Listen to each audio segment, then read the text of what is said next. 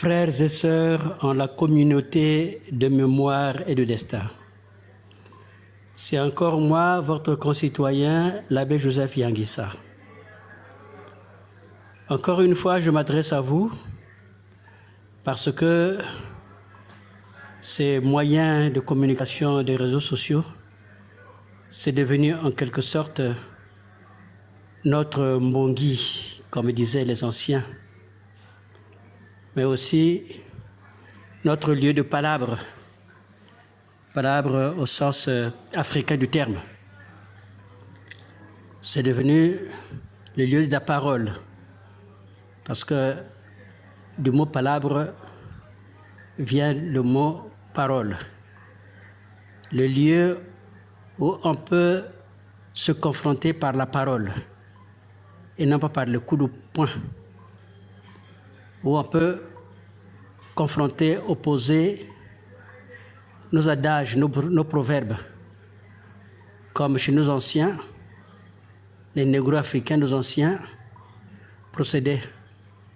La recherche de la vérité, la recherche de la justice, la recherche du droit, du juste, se faisait par la confrontation des proverbes, c'est-à-dire des leçons consignées par ceux qui nous ont précédés dans des dictons, dans des clés qu'ils se donnaient pour rechercher ce qui est vrai, ce qui est juste. Or, nous avons perdu tout cela. C'était la sagesse de nos ancêtres, la sagesse avec laquelle ils ont construit tout ce dont nous avons hérité. Le vivre ensemble. À ce que je sache, frères et sœurs, aussi longtemps qu'on puisse se remonter, nous n'avons pas de souvenirs au Congo des guerres tribales, des guerres vraiment tribales, où les tribus se soient vraiment opposées. Il y avait certainement des territoires bien déterminés, mais quand on franchissait ces territoires pour traverser le territoire de l'autre, ou pour aller y habiter, on était reçu comme l'étranger. Et l'étranger n'était pas celui dont on se méfiait. L'étranger, c'était celui qu'on respectait, qui avait sa place. Et les habitudes, les us et coutumes réservaient une place à l'étranger. C'était ça que le Dieu créateur nous avait inspiré à travers le Pevia Longo, l'Esprit Saint et le Elimo Santo que le Père avait donné à l'homme quand il l'a créé et qu'il n'a jamais retiré. Donc, l'homme était toujours à la recherche de celui qu'il avait en mémoire, celui qu'il avait marqué dans sa mémoire, c'est-à-dire le Créateur.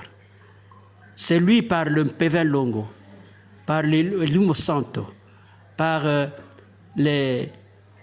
Nzambian Pongo avait montré à l'homme quel était le chemin de son humanité. Le chemin par lequel l'homme savait détecter par le flair, par l'intuition profonde, ce qui était comestible, ce qui était mangeable. Mais aussi, ce qui était mangeable, c'était ce qui était interdit, et ce qui était interdit. Parce qu'autrement, nos ancêtres n'auraient jamais survécu. S'il fallait attendre la science, s'il fallait attendre les équations chimiques pour savoir, ils n'auraient jamais survécu. Tout comme les animaux savent de flair ce qu'ils ont à manger. L'homme aussi, sortant de tout cela, avait le flair de la part du Créateur, une mémoire qu'il avait mis en l'homme et qu'il n'a jamais retirée. Et c'est ainsi aussi que du point de vue moral, nous avions nos repères. Nous avions des repères moraux. Aujourd'hui, nous les avons perdus. De la même manière que nous avons perdu la sagesse, nous avons perdu cette mémoire du bien et du mal. Et cela est accentué dans les temps modernes par ceux qui nous gouvernent. Et celui qui nous gouverne aujourd'hui, c'est Denis Sassou Nguesso, le général. Qu'est-ce qu'il nous propose comme morale? Ce qu'il nous propose comme morale, c'est...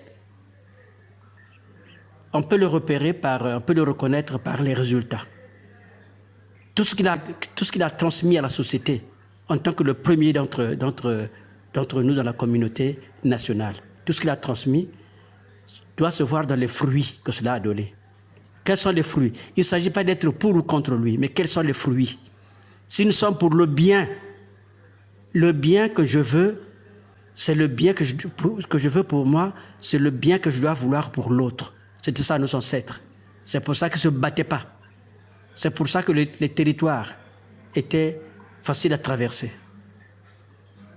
C'est pour ça que l'étranger était presque roi. Quels sont les repères que nous avons aujourd'hui? On les a perdus. On les a perdus. Intellectuels ou moins intellectuels, nous n'avons plus de repères. Et on se télescope dans la société congolaise. On se heurte, on se cogne.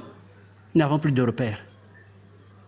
Même ceux qui croient, ils n'ont plus de repères. Parce que notre foi, notre débat entre religions, consiste seulement à se cogner la tête les uns contre les autres.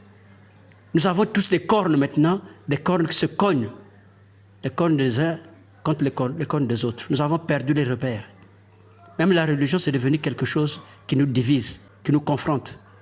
La société congolaise est devenue une société de la confrontation, une société de violence. Mais nous avons besoin de retrouver les repères, nos repères. Nous en avons besoin.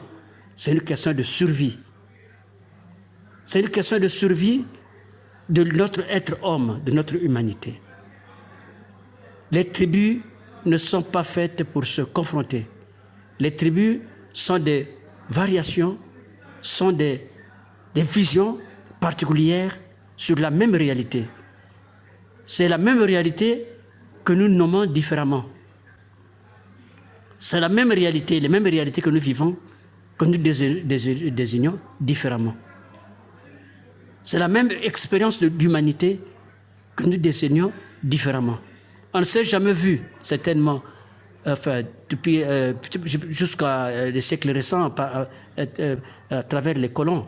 On ne s'était jamais vu avec les Indiens des Amériques. Et pourtant, en eux, il y avait une humanité dans laquelle nos ancêtres pouvaient se retrouver. Parce que nous avons une mémoire commune, une mémoire de l'être homme, qu'on retrouve facilement dans l'autre, quelle que soit sa race. Encore plus, quelle que soit sa tribu. Et c'est ce que j'appelle aussi, quand je vous salue, c'est ce que j'appelle aussi d'une certaine manière la communauté de mémoire. Notre mémoire d'être homme, notre mémoire d'humanité. Cette mémoire où nous retrouvons les uns chez les autres les mêmes aspirations. Et ces aspirations nous conduisent à la même destinée, nous poussent à former le même destin. Et ce n'est pas n'importe quoi qui nous conduit à la communauté du destin. Ce n'est pas n'importe quoi, ce n'est pas n'importe quel chemin. Le chemin peut se retrouver à travers les repères laissés par nos ancêtres. Frères et sœurs, aujourd'hui, constatons que au Congo, nous sommes perdus.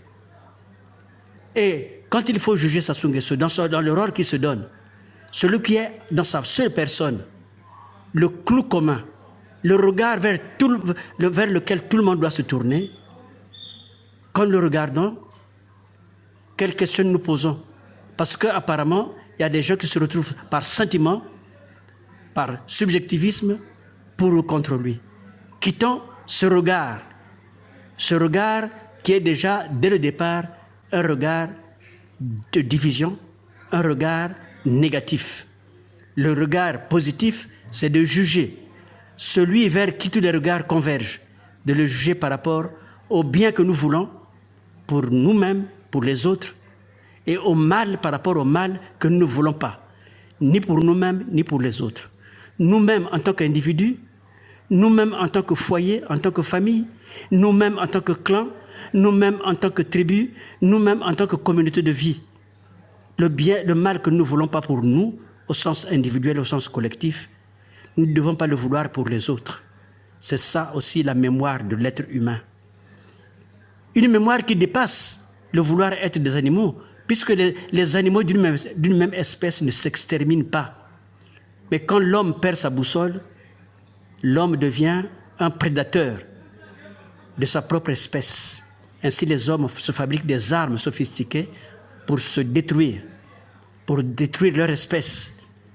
C'est la pire des pertes de mémoire. Cette mémoire que toutes les espèces ont. Donc, il peut y avoir des conflits individuels, mais pas des conflits collectifs où nous avons une sorte de furie pour la destruction de l'autre. Donc, moi, personnellement, je ne suis pas d'accord avec Denis Sassou Nguesso. Non pas pour telle raison personnelle, mais parce que j'aspire à une communauté de mémoire. J'aspire à une communauté de destin et je ne me retrouve pas dans ce que Denis Sassou Nguesso fait. Non pas de ce qu'il est. Il doit certainement avoir les mêmes aspirations que moi, que nous tous, mais dans ce qu'il fait.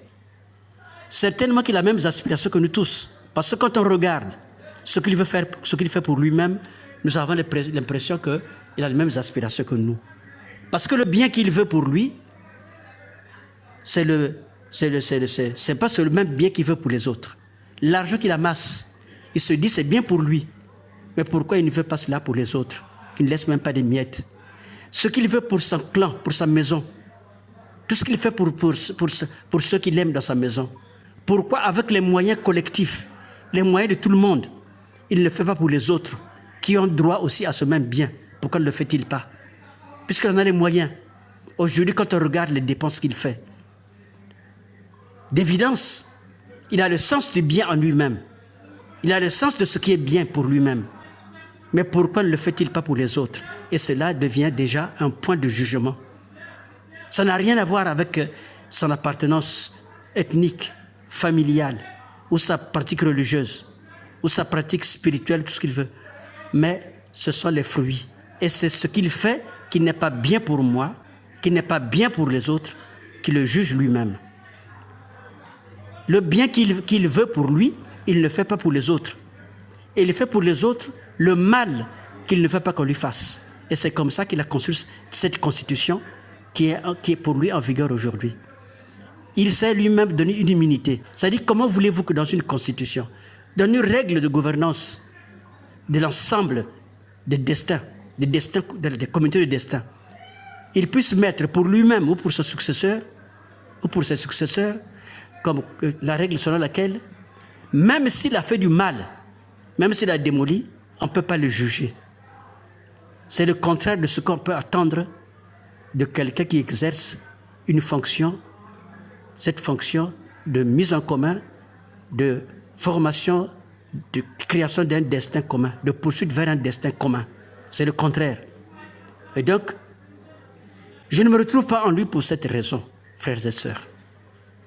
Que nous soyons du nord, du sud, nous devons tendre vers le même objectif parce que c'est ça qui est inscrit dans l'homme. Je vais donc faire un deuxième audio pour que ce ne soit pas trop chargé. Souffrez que je vous parle comme ça parce que vraiment le bien que je souhaite pour vous, c'est le bien que je souhaite pour moi-même.